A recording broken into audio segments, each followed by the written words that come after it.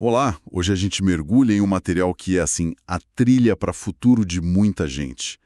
É a Lei Orgânica do Município de Carlos Barbosa, lá no Rio Grande do Sul. Isso mesmo. O material veio de alguém que está naquela reta final de preparação para concurso público, sabe? E a missão é bem clara: decifrar o coração do estatuto que rege a vida de um servidor. É bem por aí. A gente vai focar nos artigos 26 a 31, que falam dos servidores públicos civis, e o interessante aqui não é só, decorar para a prova. Não, claro. É entender o manual de instruções de uma carreira inteira. Nós vamos traçar a jornada completa de um servidor em Carlos Barbosa, desde o momento em que ele entra, passando pelo planejamento de longo prazo, como aposentadoria, até os direitos e as situações mais inesperadas que podem aparecer. Gostei dessa ideia da jornada. É como ter um mapa da estrada antes mesmo de ligar o carro, né? Exato. Então vamos começar pelo ponto de partida, a fundação de tudo. O artigo 26, ele abre a discussão falando em regime jurídico único e planos de carreira. Certo. Quando eu leio regime jurídico único, sou um pouco genérico. Na prática, isso serve mais para proteger o servidor de regras que mudam a toda hora ou é mais para padronizar a administração? Olha, ótima pergunta, porque na verdade são as duas coisas. O regime único significa que vai haver um só conjunto de regras para todo mundo. Para todo mundo. Para todo mundo. Direitos, deveres, salários. Isso evita aquela bagunça de cada secretaria ter uma regra diferente. Sabe? O objetivo principal é a isonomia. Isonomia. Tratar os iguais de forma igual. Exato. E para o servidor isso se traduz em segurança, em previsibilidade. E o plano de carreira, que vem junto, é o que desenha essa estrada que você mencionou. Como vão ser as promoções, as progressões. Ele diz para o servidor, o caminho é esse. Isso. Se você seguir por aqui, seu futuro profissional pode ser este. Entendi. É a regra do jogo clara para todos os jogadores.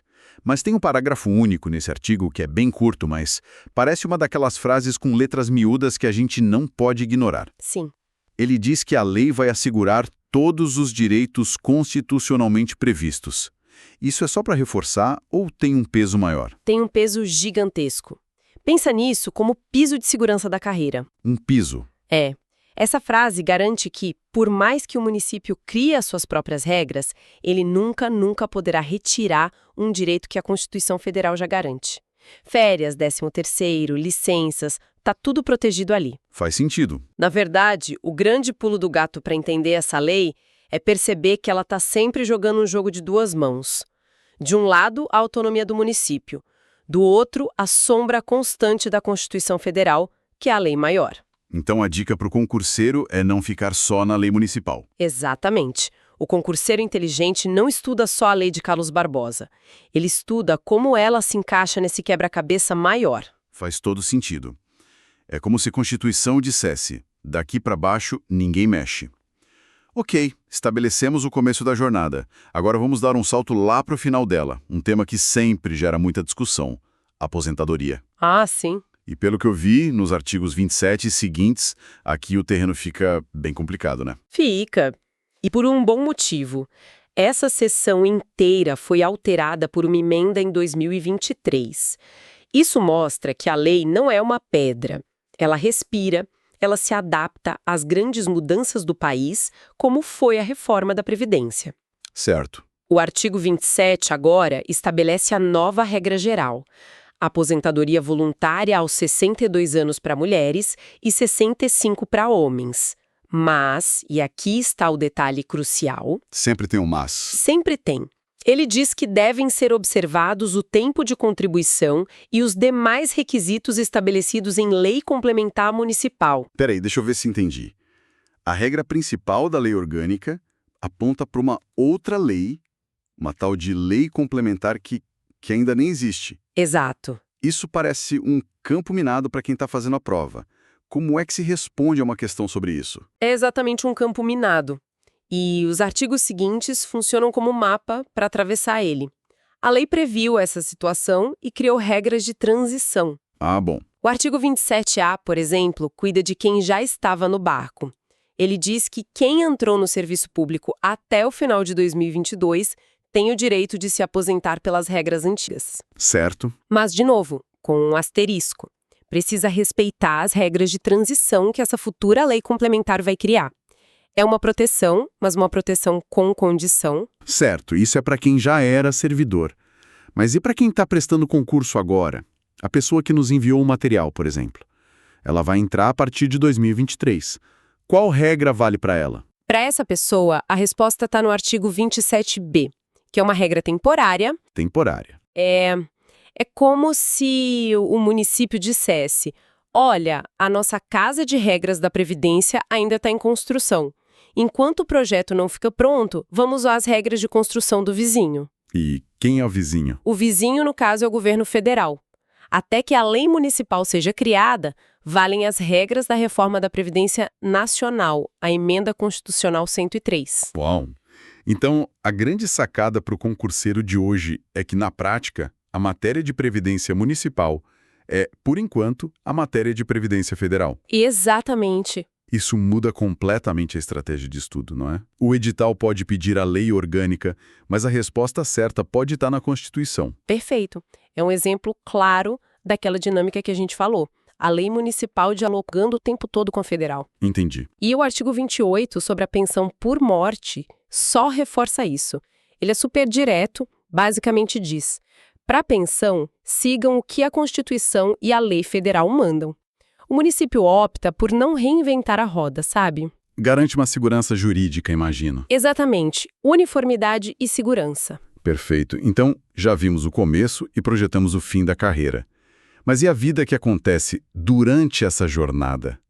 A lei também se preocupa com isso? E o artigo 29 traz um ponto muito humano, falando sobre família e a adoção. E é um artigo muito importante, que mostra a lei se modernizando. Ele garante ao servidor que adota uma criança exatamente os mesmos direitos de um pai ou mãe biológicos. Na prática, isso quer dizer o quê? Licença adoção igual a licença maternidade. Isso. A licença adoção vai ter os mesmos prazos e condições da licença maternidade ou paternidade, sem nenhuma distinção. É o princípio da igualdade e da proteção à família sendo aplicado de forma bem concreta. É a lei refletindo valores da sociedade, o que é ótimo de ver. Seguindo na jornada, a gente chega no artigo 30, que trata de um dos temas mais famosos e, às vezes, polêmicos do serviço público, a estabilidade. Famosíssima. Muita gente de fora vê a estabilidade como um privilégio excessivo. Mas, pelo que a lei indica aqui, ela não é bem um emprego para a vida toda sem condições, certo? Você tocou no ponto central. A estabilidade é, talvez, o conceito mais mal compreendido do serviço público. E a lei de Carlos Barbosa é muito inteligente aqui. Por quê? Ela não tenta redefinir a estabilidade. Ela simplesmente diz que vai seguir as condições e critérios estabelecidos na Constituição Federal. De novo, ela aponta para a lei maior. E o que a Constituição diz sobre isso? A Constituição diz que a estabilidade só vem depois de 3 anos de estágio probatório, com avaliação especial de desempenho. E mesmo depois de estável, o servidor pode sim perder o cargo. Em que situações? Em um processo administrativo ou por uma avaliação periódica de desempenho que seja insuficiente. Não há uma carta branca. Então a estabilidade está mais para um mecanismo de proteção do próprio serviço público contra, sei lá, interferência política, do que um benefício pessoal do servidor. É exatamente essa lógica. A ideia é garantir que um servidor técnico que passou num concurso não seja demitido por perseguição quando muda um governo.